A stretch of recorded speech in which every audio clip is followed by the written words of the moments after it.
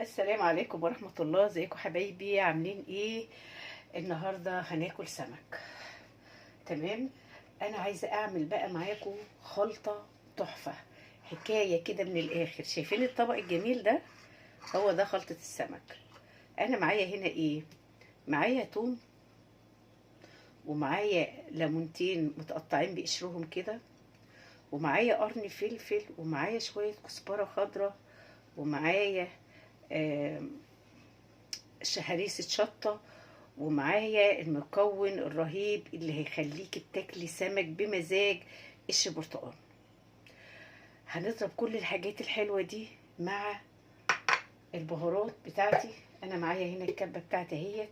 هنزل بقشرتين كده برتقال، وهنزل بالكزبرة، وهنزل بالثوم، شوية ثوم حلوين، والليمونتين. تمام. وهنزل كمان معلقة هريسة شطة. اهو. تمام.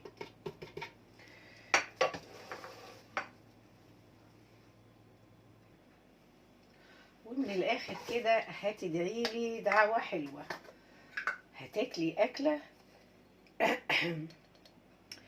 انتوا عارفين ده ايه؟ ده مكون سحري، شايفينه؟ ده بودرة قشر برتقال.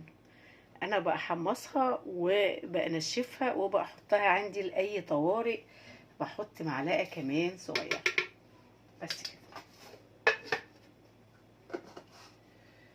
وهحط كمان معلقتين 3 خل. ايه كمان؟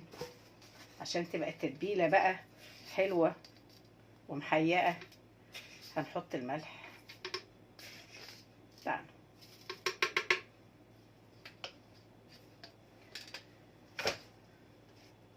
وطبعا هنحط معلقة كده هربية كده كزبرة ناشفة. الكزبرة دي روح السمك، هي والكمون. وطبعا لسه محمصاه وعاملاه وطحناه. وادي كمان معلقة كمون حلوة كده، معلقتين كمون. تمام. هنضرب بقى كل الحاجات الحلوة دي ونتبل السمك مع بعض. ودي احلى تتبيلة سمك ممكن تعمليها. يلا بينا. وانا كده هضرب المكونات بتاعتي، وعلشان صوت الخلاط ما يزعجكمش هرجع لكم تاني. وخلطنا الخلطة بتاعتنا التحفة الجميلة دي اهي. في ناس كتير طلبت مني خلطة سمك مختلفة. صدقيني هتعملي الخلطة دي، معلش عفوا، ومش هتندمي.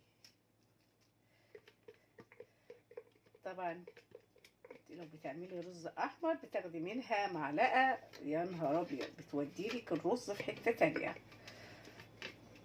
تمام.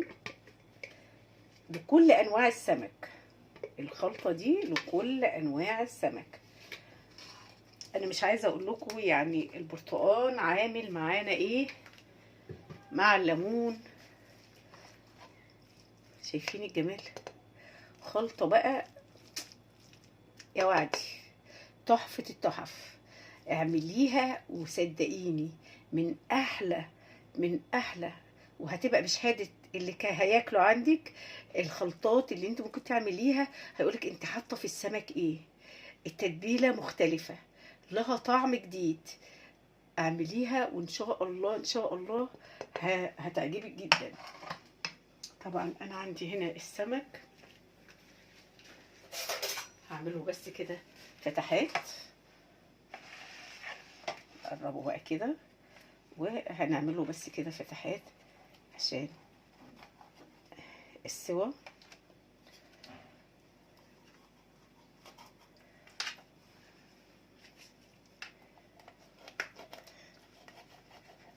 تمام. هننزل بقى بالخلطة التحفة دي ونتبل بيها، ونشوف اولا اذا كانت عايزة ملح ولا لا. هدوقها كده بصبعي، تحفة، مش محتاج. وهننزل بقى السمك، طبعا غسلاه ومنضفاه وشايله النخاشيش بتاعته اهو. وتبلي بقى كده من بره، صدقيني من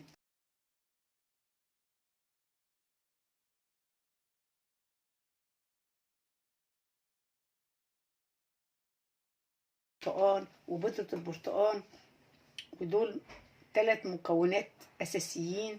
طبعا غير التوم طبعا اساسي، كل حاجه اساسي، بس الاضافات بتاعتنا والتركه في النهارده في قشر البرتقان او بودره البرتقان، هي دي التركه. وان شاء الله تعجبكم، وحاجه كده فاخر من الاخر. هعمل شويه بتنجان مقلقلين كده في الزيت، بس الزيت ايه، شايفين الزيت هما معلقتين يعني. هفتحهم عشان يستوي كويس.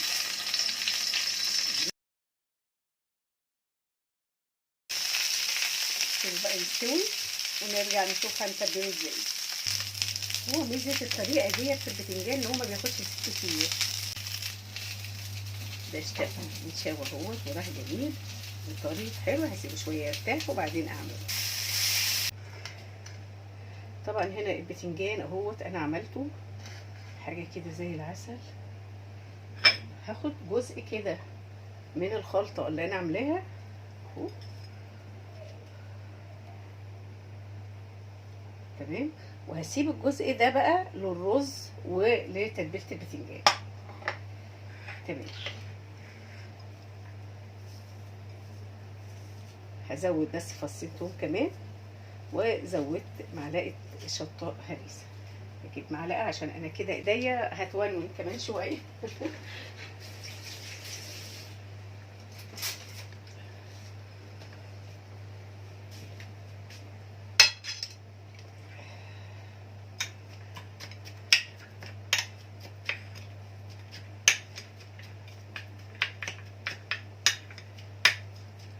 وهننزل عليها بشويه خل عشان يسرعوا من التخليل بتاعه. بس كده بس كده. خلطه بقى لوز العنب زي ما بيقولوا. شايفين جمالها؟ حاجه كده ايه، شربها خالص. نفتح كده بتنجانه كده، بتنجانه اهو في مستوي زياده يعني.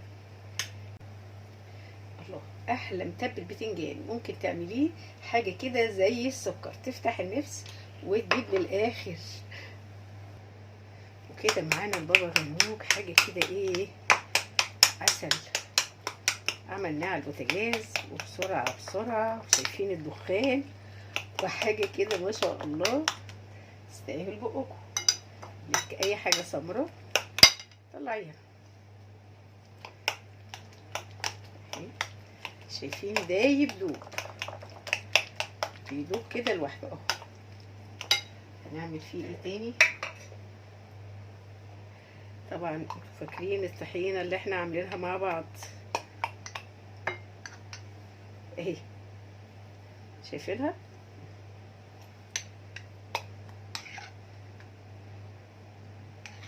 كده طحينه حلوين. الله، ناخد بقى شويه من التتبيله اللي بالخل والثوم والشطه والفلفل وكل الحاجات الحلوه اللي فيها دي، وانزل كده عليها. وايه كمان؟ فص الليمون. الله،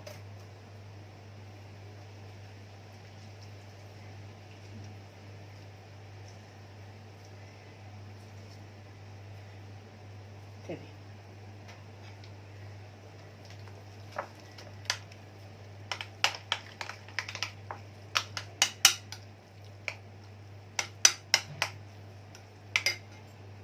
ومعلقه خل وشويه زيت كده، معلقتين 3 زيت.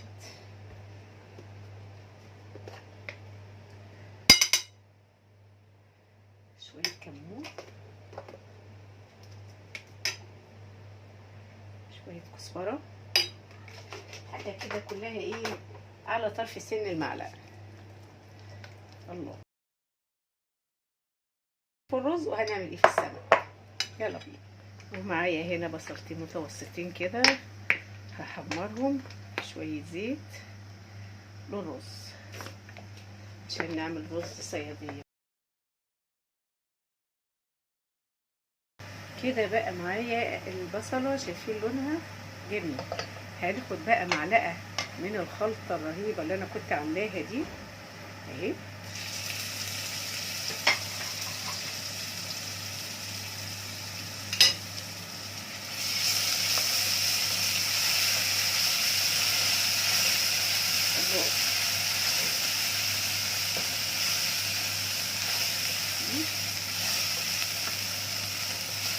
خلي الرز بقى ونكهه الرز في حته تانيه.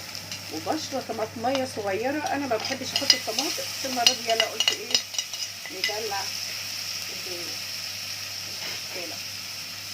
حطيت طماطمايه كمان. انا مش من انصار خالص الطماطم في الرز الصياديه، يعني بكتفي بالبصله وتحميرتها وخلاص. تمام. شوح بس كده عشان الطماطم. الله الله الله.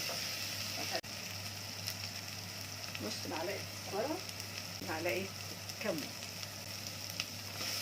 ونقلب كل الحاجات الحلوه الرهيبه دي مع بعضها. شويه رز بقى، انت مش عايزه حاجه جنبهم بصراحه، يعني كده وقفه كده.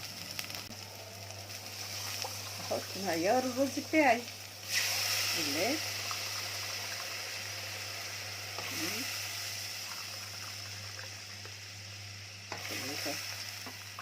4. انا عامله كيلو رز. تمام. كيلو تقريبا 4 كوبايات. ونشوف. وهنسيبه كده ياخد ويدي مع نفسه كده. شايفين لون الميه بتاعت السمك حكايه. هنغطي بقى كده الحله لما تغلي، وهسقط فيها الرز، وهشوف لو محتاجه بقى ميه تاني هحط لها. احنا هنزودها من دلوقتي نص كوبايه عشان حاطين الميه مغليه سخنه، فالميه غلت على طول، فهنزل بالرز بتاعي. تمام. ظبطت الميه بتاعته زي الفل. هحط له كمان معلقه ملح، مش هكتر عشان الخلطه اللي انا حطاها كان فيها ملح، فانا هحط بس كده حاجه بسيطه. الرز حكايه اهو، تقلب بس عشان ياخد. انا كده معايا زيت سخن علشان هقلي السمك. تمام. يعني انا حطيت دلوقتي الفانيليا وحطيت السمك. هو الفانيليا ما بتأثرش على طعم السمك، بس بتأثر في ريحة المكان، هي ما بتعملش ريحة زفارة في المكان خالص. يلا بينا هنقلي السمك ونشوف ايه بعد كده. وبكده يا حبايبي احنا كده خلصنا والحمد لله. اكلتنا الجميله بتتبيلتها الرائعه اللي دخلت في كل حاجه. التتبيله دي دخلت في البابا غنوج، دخلت في السلطه، دخلت في البتنجان المخلل الجميل الروعه المتبل ده تحفه، ودخلت في الرز الصياديه الجميل ابو لون حلو ده. شايفين جماله وحلاوته. وفي السمك. وبألف هنا وشفا على قلب اللي هياكل. وادعمونا باللايك والشير. والسلام عليكم ورحمه الله وبركاته.